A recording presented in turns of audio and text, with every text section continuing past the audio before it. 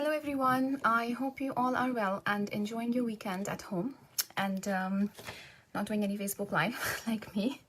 So today we're just doing the same series. Hello, my name is Dandruff and thank you so much for sending a good feedback about the last few episodes. And I've got some questions generated from there which I'm going to answer while I'm waiting for other people to join as well. And then we're just going to move forward. So there were so many questions about the medicated shampoo that I thought we can focus a little bit more about it. However, medicated shampoo on its own is a big chapter because we don't only use the medicated shampoos for dandruff, we also use it for other skin conditions, and usually it's similar. So I thought the best way moving forward in terms of medicated shampoos is to divide that into and take the core ingredient of the medicated shampoo, and I will be doing more videos purely based on to that. So then it will be easier for you to pick and choose a shampoo according to your skin, according to your scalp or the skin conditions. So let's talk about that. Before I'm just going to answer a few very quick questions from the last one. So somebody has asked why dandruff is more common in males and as compared to females. So there are few very quick, very kind of subtle reasons here. Because males, they have more androgen, so the hormones actually plays an important role on the production of oil. Second thing is, after puberty, they basically have bigger sebaceous glands in the scalp, and so the oil production is faster. Third reason is maybe because usually men, they tend to kind of are more into gym and more into work, which generates a lot of sweat. That tends to clog up a lot of vessels as well, so a lot of pores as well. So that's another reason. The second question was, can diet cause dandruff? Yes, diet can play a little bit. You can't say entirely. But how it can play is that certain diets where you have low zinc levels, where you have low in vitamin B12 and certain other or iron, which plays an important role in the growth, in the hair growth, plus the scalp as well, can precipitate. So it usually does not start it, but it can precipitate or mask the ongoing dandruff as well. The other question was that since somebody has I think it was somebody called Rachel, that you've started on the weight loss treatment, you've developed a lot of dandruff. So why is it? So the specific medication you've asked, there are certain medications people use for weight loss. Some of these medications, they brush away the fat-soluble vitamins from your body. As a result, these vitamins are important, and as a result, they can cause a lot of deficiencies, and that's how the nutrition affect. So that is a possibility. Plus, when you're taking medications for weight loss, sometimes you're also going through the stress process as well. That can have a knock-on effect on your immune system too. The two more questions I'm going to answer, and then we will just move on to the medicated shampoo. So the other one was, after stroke, my mom has itchy scalp. She never had it before. Why is that? I think I did try to explain that into my original talk, that certain conditions which have a knock-on effect on your immune system, something like stroke, and many people also after heart attack. Heart conditions are very common in certain ethnic groups as well. So they have a big effect on your immune system, and as a result, your body kind of struggles. So that then can mask all of these conditions. So this is an answer to that. Can diabetes cause dandruff? Yes, diabetes can cause dandruff. And the last question was, psoriasis and dandruff are the same? No, they're not same. I will be doing another talk on psoriasis purely, again, because it's a total different thing. The difference in both of these things, where not many people are aware of, is that psoriasis is a condition where the skin turnover is faster. In dandruff, yes, the skin turnover is faster as well. The cells are kind of multiplying faster, but the main reason is totally different. However, the effect on the scalp is similar. So then most of the treatments which we use for psoriasis also works for dandruff and seborrheic dermatitis, but they are different conditions. I hope that answers the question. So what are medicated shampoos? As the name suggests, the medicated shampoos means the shampoos which have got some medicines mixed together. Is it good? Is it bad? Should you be using it or should you be avoiding it? It's a very good question, actually. Sorry, I'm just seeing some of my friends are joining in now. So it's a very good question. For me, I use a medicated shampoo. I prefer to use it. I don't have scalp conditions. I don't have an itchy scalp. But I'm somebody, from my ethnic origin, I have more oil production naturally by default. Hence, most of the skin conditions, the itchy scalp or others, they are worse when there is a lot of oil which is there. So does that help? It does help. But you have to be careful what type of medicated shampoo you're choosing. That's where we're going to be, talking a lot moving forward. So in simple words, I mean, I'm just going to answer a few things which I do it every day in my clinic. And the most common things which people ask about it is, what is a medicated shampoo? So in simple words, it's a scalp cleanser. So do we need a cleanser? Yes, we do need a cleanser. If you see, the function of the medicated shampoo is exactly the same how you need or how you use a cleanser for your face. So it has got those cleansing agents mixed together. Yes, there is a big list of these agents which we need to pick and choose according to the condition. If we're treating an active condition, or if we're just maintaining a condition which we suffer, which we cannot cure, or if that is something we developed with time. So it's an acute treatment plus a maintenance. That's how we have to, look into and move forward. So why do we need the cleansing agents for the scalp? Because as I've mentioned, scalp is one of those areas where there's a lot of oil. So naturally, we have the organisms are present there, and they start misbehaving if the balance of that area is not right. And that's where you start having other conditions, like fungus is normally sits on your skin, your scalp anyway. But in an abnormal situation, the environment, this is going to mask it and will cause seborrheic dermatitis or dandruff. So that's what it is.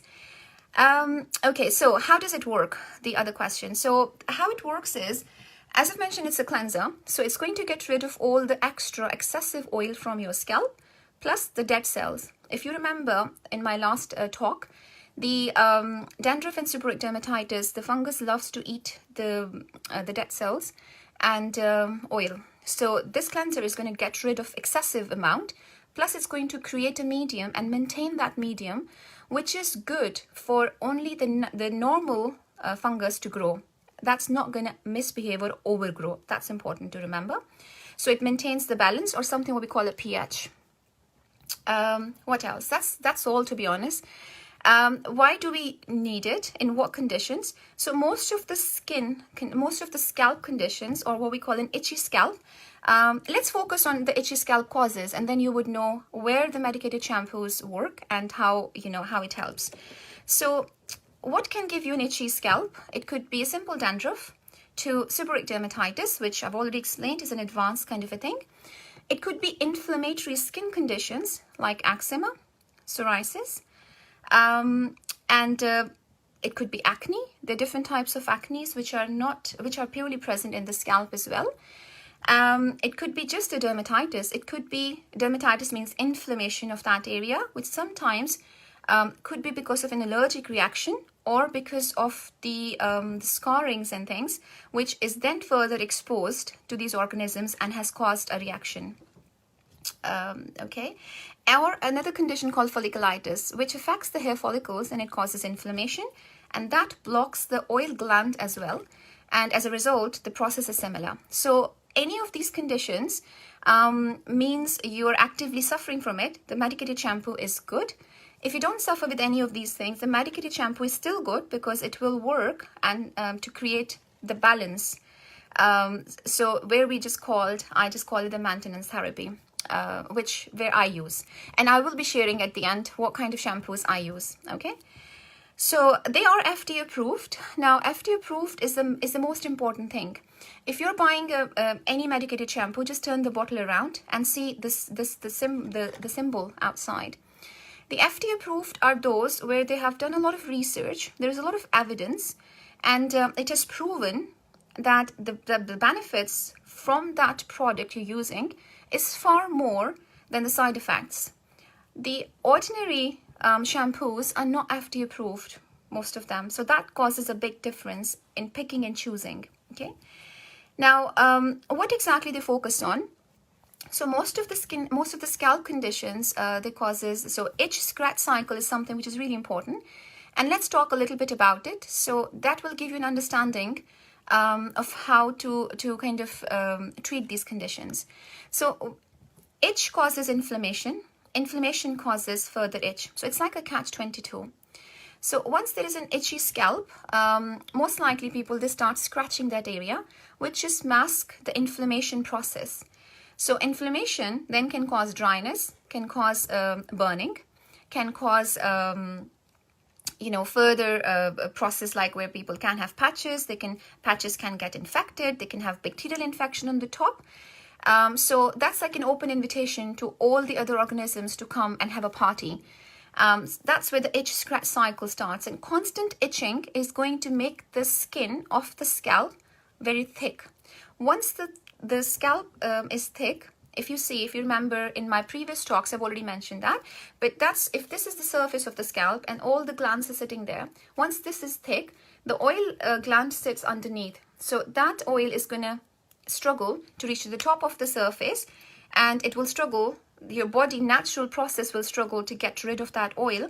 So you're trapping a lot of oil purely by scratching the scalp and thickening the skin on that area.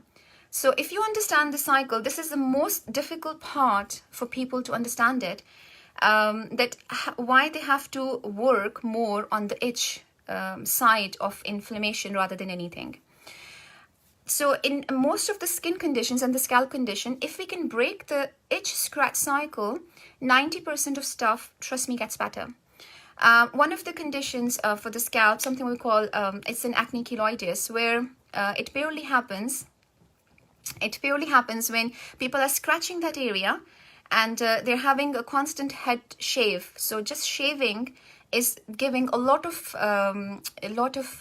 trauma to the cells plus the glands underneath, and there is a lot of scarring which then comes. So if you understand this pattern, you would know what are the measures you can use. And sometimes it's perfectly fine to use an antihistamine medication which works on the itch as well. It's not 100% proven, but it does help, and we can talk about it later. Okay, so I've already discussed all of these things. Okay, so there was another question about the flakes and things. Now, if you see, the flakes basically are the dead cells. There's nothing more to it. So once, and they start kind of piling one on the top of another. So you have to get rid of it. Somebody has asked about the use of olive oil. So olive oil is actually good because what olive oil does, it's something what we call a keratolytic, which simply means that it get rid of the dead cells from your scalp. Okay, but at the same time you need to be careful that there are certain conditions like eczema or few other conditions where we don't want a lot of extra cells to get rid as well. So it's the balance which you need to create, and first of all the diagnosis, what exactly we're treating, what kind of condition. Okay, so there are lots of ingredients present in the medicated shampoos. They have salicylic acid, they have coal tar, few have ketoconazole, few have steroids mixed together, and what else? Few have selenium, few have zinc. So it's important to understand how these things work. So today we are going to focus on the coal tar preparations. I love to use Koltar Shampoos for myself. Coal tar is a little bit difficult thing to handle. Once you understand how it works and how or what things you should be looking for, it's a good shampoo. So you can buy these T-gels, Neutrogena. They're all FDA approved projects. They're available over the counter. You don't need a prescription for that. So again, from the medicated shampoo zone, we are just picking up the coal tar preparation today. It does not mean the coal tars are the only medicated shampoo. because I can see that, you know, a few people have started asking these questions. So we will be focusing on the ketoconazole to selenium to all the other incoming episodes. Okay. So Koltar shampoos, they have been out for, they are, you know, in use for a very long time. There's a lot of evidence they work. They're a little bit tricky to handle because they can cause a lot of sensitivities to your scalp. So a few things you have to be very careful that Koltar is present in different forms. You can have a shampoo, you can have an oil, you can have a lotion. So if you're adding on using an oil and adding a shampoo on the top, you are kind of using a lot more Koltar. So that is going to make that area more sensitive. So maybe then if your scalp is too sensitive after using these preparations, maybe just pick one thing, maybe use an oil and a normal shampoo, or maybe use a Koltar shampoo and a normal oil. You can just pick and choose from there. Okay, so what exactly it does? So it slows down the growth of the cells. So if you remember in dandruff, seborrheic dermatitis, or in psoriasis, so what's happening is the skin cells are kind of, the growth cycle is fast. So it just slows down the growth cycle. And as a result, it also gives a bit of a cooling effect to the itch. So it works on the itch scratch cycle as well. When we are stopping, or when we are kind of interrupting the itch scratch cycle, we are interrupting the inflammation cycle and the inflammatory condition. So which means if you have a bit of a dandruff and you're using that, you're kind of maintaining it as well, and you're not pushing the dandruff into seborrheic dermatitis. If you have psoriasis or you have folliculitis, then it will work, because then there will not be a lot of dead cells present for the organisms to eat and make this process faster. So it will work in that way as well. Now you have to be careful when you use it and you go out in sun. It increases your risk for sun damage. So the coal can actually stay, the tar can stay in your body for 24 hours and sometimes a little longer depending on the strength you've used it. How to pick and choose is that, so I usually normally use something like a tea gel shampoo. And it's not very nice in a way that the best way to pick is the one which looks really dark in color. It's quite messy. It does not smell very nice. But it does not leave that smell later on as well. So if you see that way, you're using a little bit of it. Sometimes few people cannot use it because they hate the smell, they hate the way it looks and how thick it is. Another way you can use it is use that, and then you can use a normal shampoo a little bit to rinse that away, and you can use a conditioner on the top, which will give a bit of this shiny effect, because they don't give shiny effect to your hair. That's why many people, they don't like it. What else? So once you're using this, when you're going out in sun, you have to make sure that your scalp is covered, and it's important to use a hat or an umbrella or something to cover it. Otherwise, you can have sun damage because of it. And because you're using it and underneath, there is automatically an inflammatory process going on, or an irritation going on, which increases your which makes you more vulnerable to the sun damage anyway. So if you combine these two factors, then there is increased risk of sun damage, and that's where people, they stop using it. And that's purely when you're going outdoors. It can stain your hair, it can stain your clothes. That's another bit of a thing. So those people who use it, they know what I'm talking about. If you're somebody with light hair, so somebody with a blonde hair, or you dye your hair, it can also change the color of that.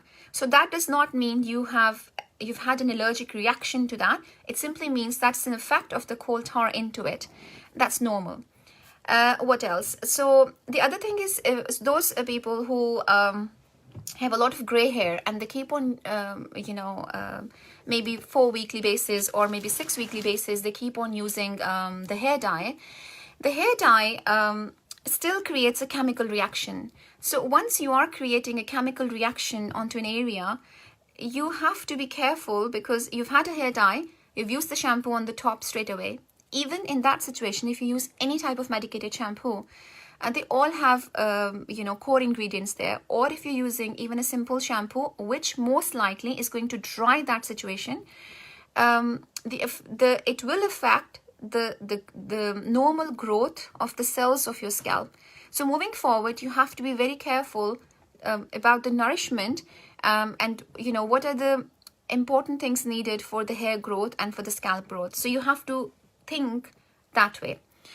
Because I get to see this in our hair clinic. I get to see this a lot, and people don't focus on that. They think that using a dye, they've always used it in life, cannot cause an allergic reaction. It can cause at any stage, at any time, regardless of you never had it before. What else? So that's actually about the coal tar preparation. It's really, really good for seborrheic dermatitis, and it's very good for psoriasis as well, because it is going to get rid of that flakes from your scalp, and it will also work on that pH balance as well. The other way to use it is sometimes, you know, if you're gonna struggle, if you're struggling to use it maybe 3 times a week or 4 times a week, then just kind of break it down slowly, build it up. So maybe you can use it in a week 1, maybe twice a week, or maybe once a week. When you use it, leave it on your scalp for how to use it. So leave it on your scalp for minimum 5 to 10 minutes and then rinse it away. Literally just shower it away. The reason why you're leaving it is because it has to touch the scalp. It has to go in the roots of the scalp. And so you don't have to literally apply loads of shampoo to the hair. You're just treating the scalp, just kind of brushing the roots. That's all you need to do. When you're washing it or rinsing it away, it actually is covering the back of your scalp, the neck, behind the ears, where there is a lot of dandruff sits and causes eczematous changes or dry skin. These type of shampoos, of course, because whenever you're using any type of shampoo, shampoo does not only work on the scalp, it covers a lot of your body parts as well. So then you have to be careful that it can then cause a bit of a dryness to other parts of your body as well. So it's important to kind of use a moisturizer or, you know, an emollient, what in simple words means a moisturizing cream on daily basis on other parts of your body too. I think that's enough about the Koltar shampoo. Does it work on the okay, so does it work on the seborrheic dermatitis? I've already answered that. Does it work on dandruff? Yes. If you have mild dandruff, then use it. You know, you don't have to use it every day. You can, in other ways, you can pick and choose few days of the medicated and few days of the non-medicated one. I tend to actually do it that way, and I find it really helpful. The other questions about the ketoconazole, as I've mentioned, I'm going to cover that in next episode. There are only, let me just double check if I've left any other questions. Folliculitis, okay. So folliculitis is a little bit different skin condition than the the seborrheic dermatitis or dandruff. It's where the hair follicles, which is the core part of the hair, it becomes inflamed. Now folliculitis not only affect the scalp, it affects the beard area as well. It can affect the axilla and your genital parts, or it can affect anywhere on the body. We cannot cure it, we just only treat the symptoms. Folliculitis of the scalp, the only difference is this, because over there you're having a lot of bacteria which is coming in. So that bacteria is causing inflammation and infection in the hair follicle. That's the follicle which you are seeing as a bump or as a spot. So yes, the medicated shampoos, because they're the cleanser and they're getting rid of a lot of the stuff which the bacteria love to eat, just like fungus, is going to help with that as well. Okay, so folliculitis, maybe we can do another series. I'm not going to cover a lot more, but when moving forward onto the other core ingredients from the medicated shampoos, I will talk a little bit more about it. So I don't want to keep it long, and until next time, which is again next week for the same talk, enjoy yourself, and just write back to me if you have any questions. Have a very good weekend until I see you next.